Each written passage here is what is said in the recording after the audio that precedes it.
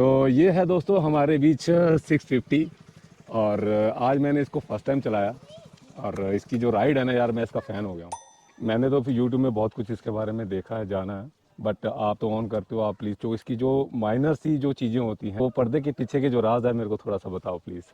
नहीं, ये जो बाइक है आप जैसे केटीएम चला रहे हो जी। उसी हिसाब से ये पूरा बेसिकली वही चीज़ है, वही पोर्शन है इसका। हम्म। बस यही चीज़ है कि इसमें जो है स्पोर्टी लुक, जैसे आप 6R 10R हाँ जी। उसकी बात करोगे, वहाँ पे आप राइड करोगे ना, जैसे उधर आप राइड कर सकते हो। ओके। बाकी रहा इसका पावर की बात, हाँ पावर तो इसका बेसिकली बहुत ज़्यादा है, हाँ, अल्टीमेट है अल्टीमेट है। जैसे आप वो चलाते हो तो उसके बिहार पे तो ये ठीक है। हाँ। बाकी इसका मेंटेनेंस कॉस्ट बहुत ज़्यादा है। एक सर्विस का लगा लो 12 से 13 हज़ार इसका खर्चा आएगा। ओके, अगर हम सर्विस सेंटर से करवाते हाँ, हैं सर्विस सेंटर से करवाओगे। अगर बाहर से करवाओगे नॉर्मली 7 से 8 हज़ार अच्छा। इसके लगभग और आएगा। ये कितने किलोमीटर चलाने के बाद आप इसको? इसको आप 6,000 किलोमीटर के बाद सर्विस, या 1 साल के बाद, या 6 महीने के बाद। वैसे तो कंपनी 6 महीने के बाद बोलती है, बट मेरे एक्सपीरियंस के हिसाब से तो आप 1 साल बाद करवाओ, वो बेस्ट रहेगा। अच्छा, और 6,000 भी जैसे कंपल्सरी नहीं है कि आप 6,000 पे कराओ, 8,000 पे भी करवा सकते हो। अगर आप जैसे चला रहे हो, हाँ, चलाने के ऊपर डिपेंड करता चलाने है। के ऊपर, बाकी चलाने के ऊपर डिपेंड है। अच्छा, आप क्या सजेस्ट करते हो कि इसको मतलब कि कितने किलोमीटर के बाद आप इसको सर्विस करवा लेनी चाहिए? बेसिकली देखो, मैंने तो 2 बार करवाई है, मैंने 7-7 हज़ार पे करवाई है, हाँ, दोनों बार साथ 7,000 साथ पे। मतलब कि बाहर से करवाई थी हाँ, आप? नहीं, एक बार कंपनी से करवाई है, एक बार बाहर से करवाई है, दोनों का एक्सपीरियंस लिया है मैंने। लेकिन जो कंपनी वाला उसका प्राइस मतलब कितना था उसका सर्विस प्राइस? लगा लो आप बाहर से तो कंपनी वाले का डिफरेंस 5-6 हज़ार का डिफरेंस उसमें ही है। सर्विस कॉस्ट ना? हाँ, सर्विस कॉस्ट में। तो क्योंकि आपसे बाहर से एक चीज़ है ना, बाहर से जब आप सर्विस करवाओगे हम्म तो इसका सिर्फ लेबर कॉस्ट वो एक लेंगे। जो हम्म पूरा ऑलमोस्ट जो भी बाइक की सर्विस करेंगे वो एक ही लेबर कॉस्ट होगा उनका। Okay okay. बट अगर कावासाकी से करवाते हो हाँ जी, तो हाँ जी। उनके अलग अलग पार्ट जो भी खोलते हैं वो उनका अलग अलग लेबर चार्जेस है। अच्छा, सर्विस कॉस्ट के मामले में अगर आप सजेस्ट करोगे कि बाहर से हमें करवानी चाहिए या सिर्फ शोरूम से करवानी चाहिए? जब बाइक का लगे कि हाँ ज़्यादा काम होने वाला है, अच्छा। फिर आप वहाँ से करवाओ। जैसे कि टेक्निकल जो काम हाँ है जी। वो आप एजेंसी से करवाओ, ठीक है अगर ठीक है। कुछ भी होता है। पार्ट वगैरह हाँ, चेंज वगैरह। पार्ट वगैरह चेंज होने, अगर इंजन के पार्ट वगैरह चेंज होने तो वो आप सर्विस सेंटर से करवाओ, बेस्ट रहेगा। बाकी नॉर्मली चैन सेट हो गया, क्लच ब्रेक वगैरह जो भी होता है, पैड्स वगैरह चेंज होने, वो बाहर से भी करवा सकते हो। घोड़ा हमने खरीद लिया, उसके बाद पालना कितना मुश्किल होता है। वो तो है। कई बार पार्ट जो है इंस्टेंट, अभी हमने चीज़ खरीदी है और पार्ट एकदम से कोई टूट फूट जाता है या कुछ हो जाता है, टेक्निकल चीज़ है। जब हम उसको परचेज करते हैं तो आपको लगता है कि इसमें जो निंजा है, जो कावासाकी है, इसमें इतने फॉल्ट आते हैं जब नई चीज़ लेते हैं तो?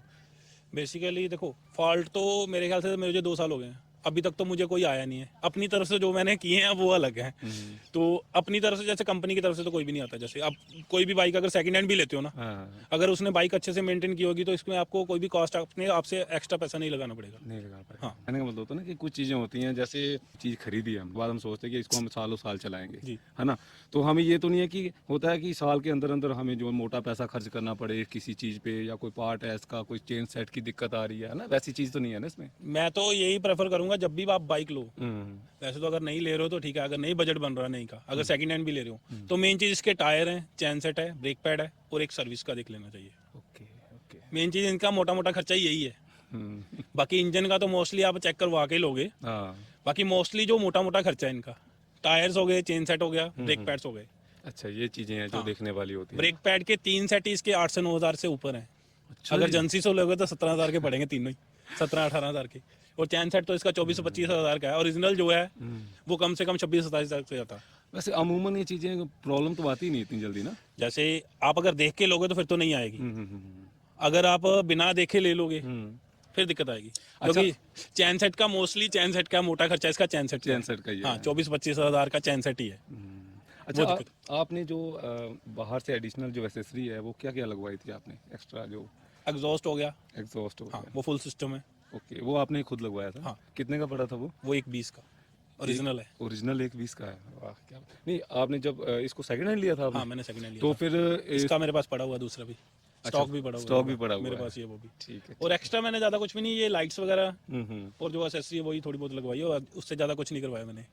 आपको लगता है कि इसमें क्या एसेसरी की ज़्यादा ज़रूरत है एग्जॉस्ट के अलावा, अगर एक्सेप्ट? एग्जॉस्ट भी अगर ना भी लगवाओगे तो भी चलेगा। उसकी और आवाज़ उसकी आवाज़ भी ऐसी है। ऐसी है हाँ, ना? थोड़ी कम है बट है ऐसी है। अच्छा अच्छा, तो आप सिंपली सजेस्ट करते हो कि एक्स्ट्रा लगवाना चाहिए इसको? नहीं? मेरे ख्याल से तो नहीं लगवाना चाहिए। मैं तो खुद उतारने वाला हूँ अभी तो। अच्छा, मैं इसको थोड़ा सा सीटिंग पोस्चर इसका देखना चाहता हूँ। तो हाँ, देखो ना कितना मतलब हर लेवल का बंदा इसको चला सकता है, जिसकी हाइट बड़ी भी है। इसकी सीट कितनी है? ये अभी तक ये नहीं है टेक्निकल ना, चलो कोई बात नहीं है। कैसा लग रहा हूँ दोस्तों बताओ थोड़ा सा, और अगर अच्छा लग रहा हूँ तो जो कोशिश है ना आगे बढ़नी चाहिए और मैं इसको ऑन करूँ, आपकी दुआएं चाहिए। So thank you so much. अगर ये ब्लॉग अच्छा लगा है आपको, ये जानकारी अच्छी लगी है, मैं शुक्रिया करना चाहता हूँ मिस्टर सुमित जी का।